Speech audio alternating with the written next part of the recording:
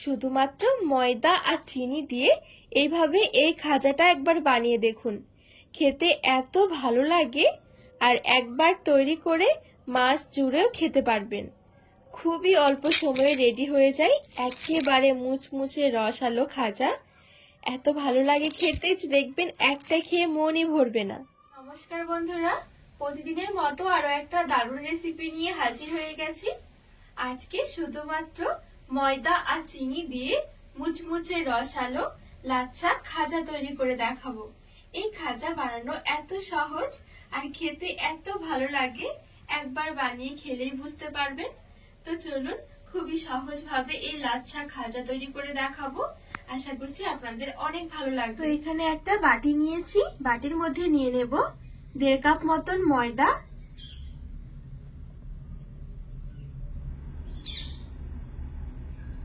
সামান্য একটু দিয়ে দিচ্ছি লবণ, আর ছোট চামচের 1 চামচ নিয়েছি কাঁচা জোয়ান,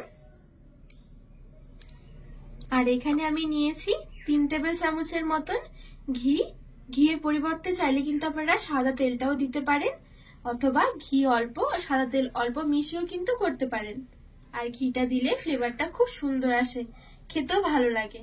এবারে ঘি দিয়ে ভালো করে একটু ময়াম দিয়ে নেব। আর এখানে একটু ভালো করে ময়দাটা ময়াম দিয়ে নিতে হবে। যত সুন্দর করে ময়াম দেওয়া হবে তত সুন্দর কিন্তু খাজাগুলো মুচমুচে হবে। তো এখানে দেখুন খুব ভালো করে আমি ময়দাটা ময়াম দিয়ে নিয়েছি। আর যখন ময়দাটা ময়াম হয়ে যাবে তখন এরকম চাপ দিলে দেখবেন খুব সুন্দরভাবে জড়ো হয়ে যাবে, তার মানে ময়দাটা খুব সুন্দরভাবে ময়াম হয়ে গেছে। এবারে ওপর থেকে অল্প অল্প করে জল দিয়ে একটা শক্ত ডো মেখে নেব।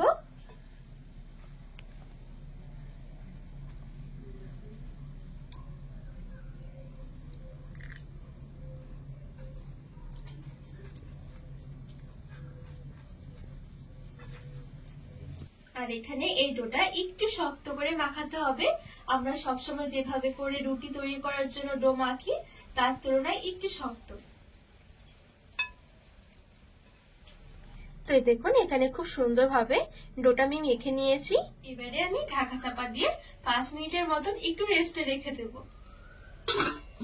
এবারে একটা চিনির রস রেডি করে নেব। তো এখানে আমি নিয়েছি চিনি, 1.5 কাপ ময়দার জন্য 1 কাপ চিনি নিয়েছি। খুব সুন্দর একটা ফ্লেভারের জন্য 3টে এলাচ একটু ফাটিয়ে নিয়েছি, দিয়ে দিলাম।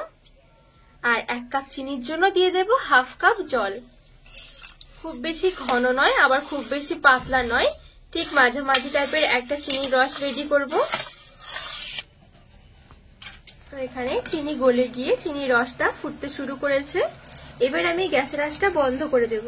এখানে খুব বেশি ঘন করা যাবে না। 1 কাপ চিনির জন্য 1/2 কাপ জল দিলে যখন চিনিটা গলে গিয়ে ফুটতে শুরু করবে তখনই বন্ধ করে দিতে হবে। এর থেকে বেশি ঘন করলে তাহলে কিন্তু পরে আবার ঠান্ডা হলে অনেকটাই জমে যাবে আর ঘন হয়ে যাবে। এখন কিন্তু চিনির রসটা একটু চিটচিটে মনে হচ্ছে, তবে ঠান্ডা হলে আর একটু ঘন হবে। এবারে ঢাকা চাপা দিয়ে এক সাইডে রেখে দেব। আর এইদিকে যে আমি ডোটা মেখে রেখেছি 5 মিনিটের মতন হয়ে গেছে। এবারে হাত দিয়ে একটু মেখে নেব। এখানে হাত দিয়ে আমি আরেকটু ভালো করে মেখে নিয়েছি। এবার এখান থেকে ছোট ছোট করে লেচি বের করে নেব।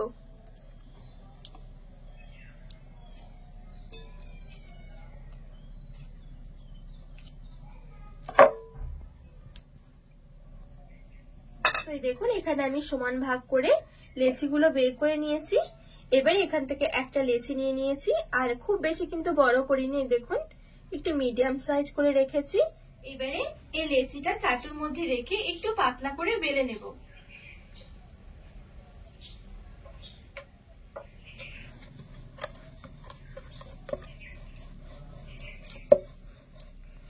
দেখুন এখানে আমি খুব সুন্দর করে পাতলা করে বেলে নিয়েছি, আর এরকম একটু লম্বা করে বেলেছি।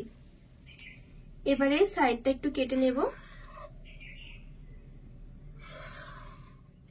আর ঠিক এইভাবে করে এরকম আমি একদম সরু সরু করে কেটে নেব।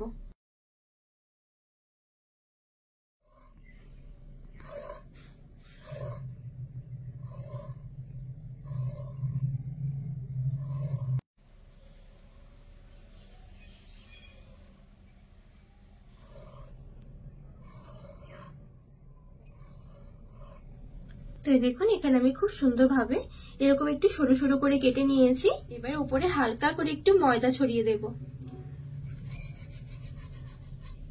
আর ঠিক এইভাবে করে এদিকটা ধরে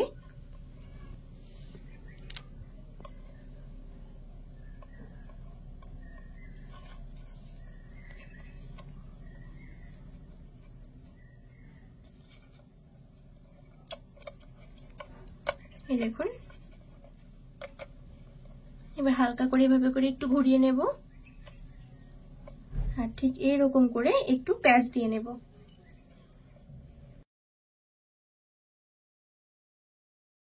আর এই দিকটা একটু ভালো করে চেপে চেপে লাগিয়ে নেব, তা না হলে ভাজার সময় আবার খুলে যাবে। তো এই দেখুন এখানে একটা লাচ্ছা নিমকি হয়ে গেছে, আর দেখতেও কত সুন্দর লাগছে। তো সেম ভাবে আমি আরো একটা তৈরি করে দেখাচ্ছি। এই দেখুন এরকম সরু সরু করে কেটে নিয়েছি, এবারে হাত দিয়ে তুলে নেব এইভাবে করে, আর একটু ময়দা ছড়িয়ে দিচ্ছি, তাহলে একটার সাথে একটা লেগে যাবে না।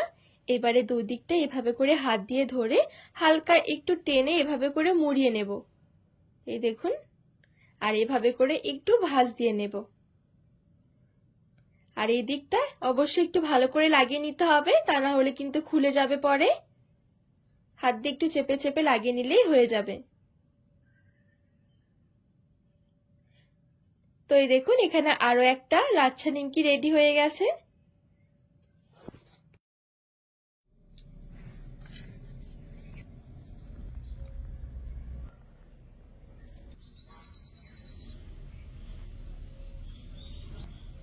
তো বন্ধুরা এখানে সবগুলো খাজা আমি খুব সুন্দরভাবে রেডি করে নিয়েছি। তো এই খাজাগুলো ভাজার জন্য কিছুটা তেল আমি একদম হালকা কুসুম গরম করে নেব। তো এদিকে তেলটা একদম হালকা কুসুম গরম করে নিয়েছি। এবারে এক এক করে খাজাগুলো আমি তেলে ছেড়ে দেব।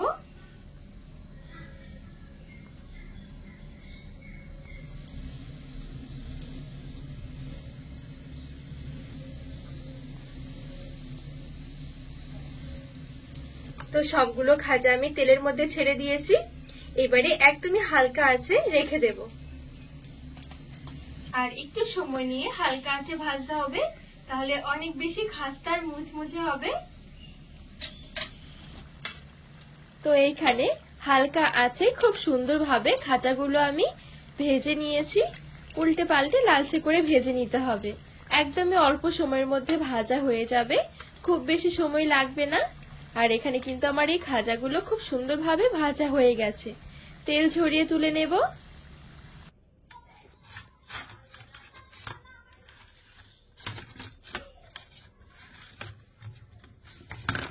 তো এই দেখুন খুব সুন্দরভাবে সবগুলো খাজাই আমি ভেজে তুলে নিয়েছি।